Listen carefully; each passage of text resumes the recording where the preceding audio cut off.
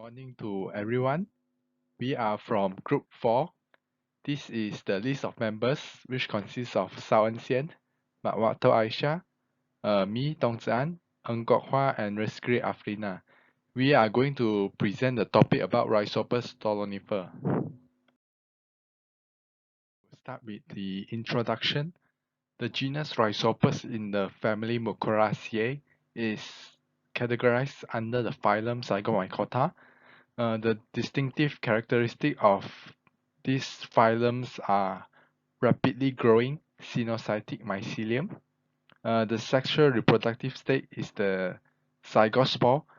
Thick wall is to preserve the fungus over a long period of dormancy, and these fungi will produce a large number of readily dispersed asexual spores called sporangiospores, which is non-motile and require certain mechanism to spread. The microscopic observation of Rhizopus stolonifer, it is characterized by the presence of stolons and pigmented rhizoids.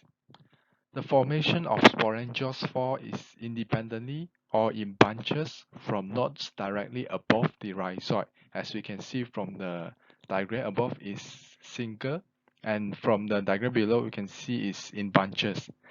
Apophysic but scarcely apparent, columellate, multispore, generally global sporangia.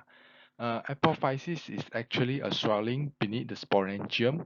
Meanwhile, the columella is a sterile dome-shaped structure found at the tip of a sporangiophore. Actually, I draw a white, little white thing here is actually the tip, which is apophysis, and the circle on top of the apophysis is actually the columella. After spore release, the apophysis and columella often collapse to form an umbrella-like structure. As we can see from the diagram below, is actually like this, the umbrella shape after the spore release. Common disease caused by Rhizopus stolonifer are common break mold, soft rots of fruits and vegetable. Soft rot is actually common caused by Rhizopus.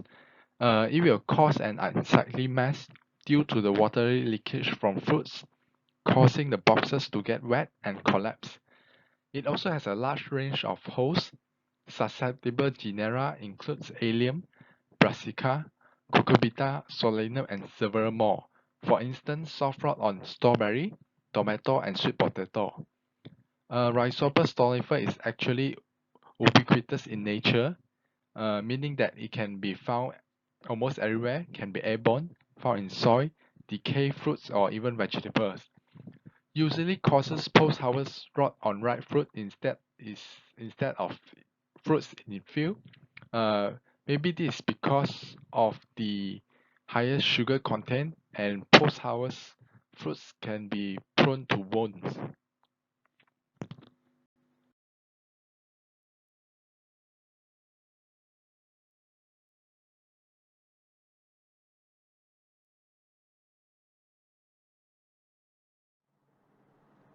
Life cycle versus disease cycle. The life cycle of an infectious disease is the sequence of distinct events, such as sexual reproduction, that occurs between the appearance and reappearance of the causal organism. Furthermore, for a disease cycle to develop, a pathogen must be present and successfully invade plant host tissues and cells. The chain of events involved in disease development includes inoculation, penetration, infection, incubation, reproduction, and survival. The diagram shown here is the summary of both life cycle and disease cycle for Rhizopus stolonifer. Life cycle for Rhizopus stolonifer, which is the cycle for sexual reproduction. Mycelia of different mating types, mainly the negative and positive types, forms a hyphal extension called gametangia that contains several haploid nuclei. Plasmogamy occurs and a zygosporangium forms that contain multiple haploid nuclei from the two parents. Next, the zygosporangium then develops a rough and thick-walled coating that can resist harsh conditions for months. When the conditions are finally favorable, the zygosporangium undergoes karyogamy and eventually meiosis occurs. During meiosis, the zygosporangium divides into a sporangium on the short stalk. When it has reached maturity, the sporangium will disperse its haploid spores. The spores will then germinate and grow into new mycelia. The disease cycle for Rhizopus stolonifer, which is the asexual reproduction part. The area hyphae develops and elongates to a certain height, and then the apex of the area hyphae swells up as the nuclei and cytoplasm pushes more and towards the apical site. The swollen part will then enlarge and develop into a large round sporangium. Eventually, the sporangium differentiates into two parts, which is the multinucleated sporoplasm and the vacuolated columellar plasm. Next, the nucleus in the sporoplasm divides rapidly, and each nuclei gathers some cytoplasm and transforms itself into a sporangiospore. After maturity, the columella will collapse after releasing the sporangiospore into the atmosphere. Finally, the sporangiospore attaches itself into the substratum and germinates to form mycelium. During unfavorable conditions, septum formation occurs in the mycelium, and each intercalary mycelium gives rise to thick resting spores known as chlamydospore. I'm going to present the subtopic number 3 is field symptoms. For host crop and plants, Rhizopus stolonifer is a fungus that causes post-harvest soft rot on more than 200 fruit and vegetable crops, most sweet potato and stone fruits. Besides that, it also leads disease in strawberries and tomatoes, soft rot and ring rot in sweet potato, pole rot in tobacco leaves, and fruit rot in papaya, and also storage rot disease. Identification. Rhizopus soft rot typically appears during post-harvest handling and transport and is rarely observed in the field. The majority of Rhizopus species are saprobic and we also call as decomposers and feed on a variety of dead organic matter, though some species are parasitic or pathogenic. As we can see, figure 1 shows common bread mold at your left side. The Rhizopus stolonifer growing on a bread with enlargement at your right side, showing a body of branching mycelia composed of 3 types of hyphae, which is stolons, rhizoid, and usually unbranching sporangiospores. The black sporangia at the tips of sporangiospores are rounded and produce numerous non-motile multinucleate spores for asexual reproduction. Figure 2 shows white to grey fungal mycelium producing black sporangia. The rapidly growing colonies are similar to cotton candy, also called candy floss or fairy floss in texture. Next is figure 3. It shows symptoms originate at a wounded area in the sweet potato and consists of a soft, watery rot that progresses quickly under favorable conditions and can result in full decay of an infected root in as little as 3 days. Last but not least, figure 4 shows us Rhizopus stolonifer are often observed growing on decayed roots, resembling a distinctive grey man's beard.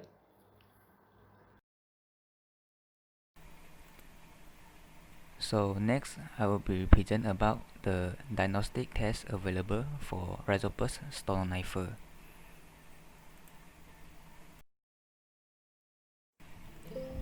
The first type of diagnostic test is via observation in the field.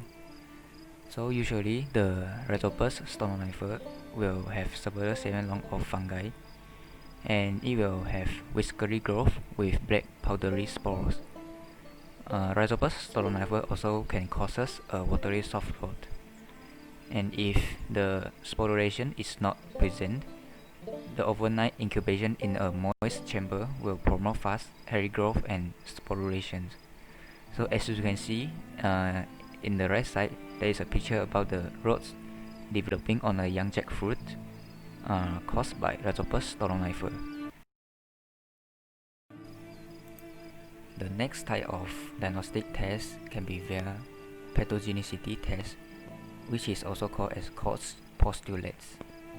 So first and foremost, we should prepare a conidial suspensions of the Rhizopus spray on wounded and unwounded fruits. Next, we should place the inoculated fruits in a plastic humid chamber with 100% relative humidity at 25 degrees Celsius for 24 hours. They should be placed on a laboratory bench at room temperature. So the typical symptoms on the fruits will appear 3 days after inoculations. The disease infections usually started at the wounded parts of the fruits. If the symptoms were identical to those of naturally infected peers, then we should check the morphological characteristics of the fungi that were isolated from artificially inoculated fruits. So if the symptoms were same as those of naturally infected fruits, it is mean that the cause postulate was confirmed. The third type of diagnostic test available for Rhizopus stolonifer is molecular methods, and this kind of methods is more advanced. So usually we will use PCR based tools. So the full name for PCR is polymerase chain reactions. So this kind of based tools have been used widely due to its high sensitivity. The PCR amplifies the low copy number of DNA by millions of times with high sensitivity in view of easy diagnostics. The design of primers for use in PCR that recognize unique DNA sequences can result in direct detection of very low levels of target DNA in plant material and soil. Now, this slide will show the steps by using PCR-based tools. Firstly, one isolate of Rhizopus stolonifer was collected from disease pictures. Then, we will extract the DNA and the internal transcript spacer (ITS) region of the gene was amplified by PCR. We are using the forward primer ITS1 and the reverse primer ITS4. Next, the PCR products amplified by these primers will give a fragment of 900 pp. The purified product was sequenced and compared with the DNA sequences of Rhizopus stolonifer deposited at gene bank. The fungus was grown on potato dextrose agar PDA and kept at 25 degrees Celsius for 3 days under constant fluorescence light to promote mycelial growth and sporulation. Then, the further steps for pathogen identifications will be carried out by using this culture from PCR.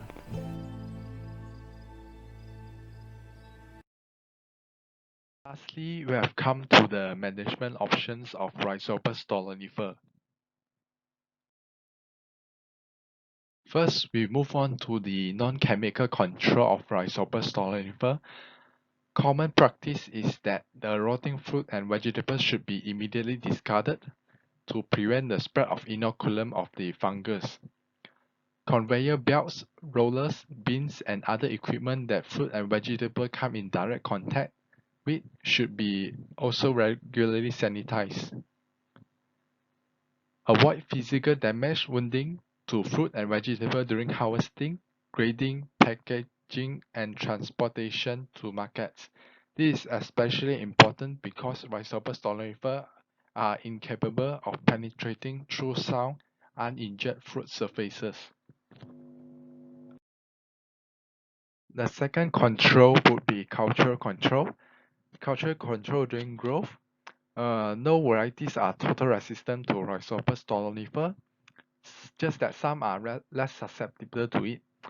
Maintenance pruning is done frequently to allow air ventilation. This is to decrease the fungus growth condition. Infected fruits or fruits that have been direct contact to the soil is removed. This is to ensure that the direct contact of the fruits to the fungus in the soil is prevented. After growth, controlling storage temperature around 10 to 13 degrees Celsius and avoid high humidity. This is because study shows that storage at 13 degrees Celsius significantly reduce progression of Rhizopus stalk rot in sweet potato, and high humidity and temperatures of about 25 degrees Celsius during storage or transit will provide optimum growth condition for Rhizopus stalk rot. Then the second will be heat treatment, such as hot air or hot water dipping, has been found effective compared to the fungicide use.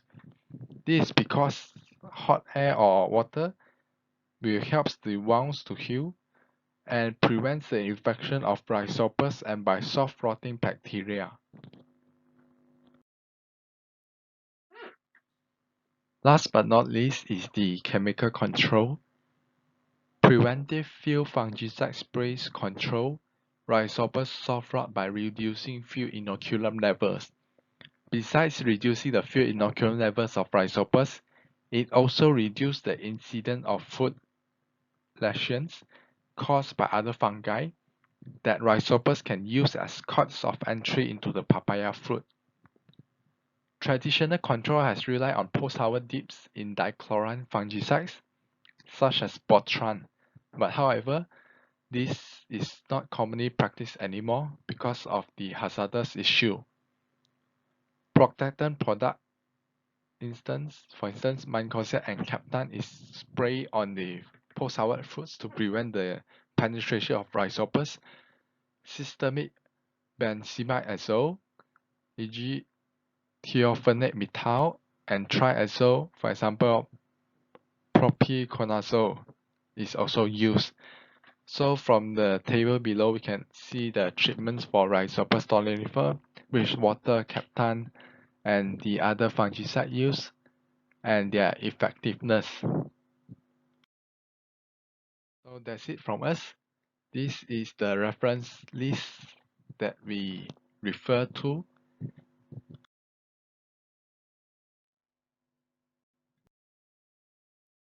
And that's all. Thank you from Rhizopus stolonifer.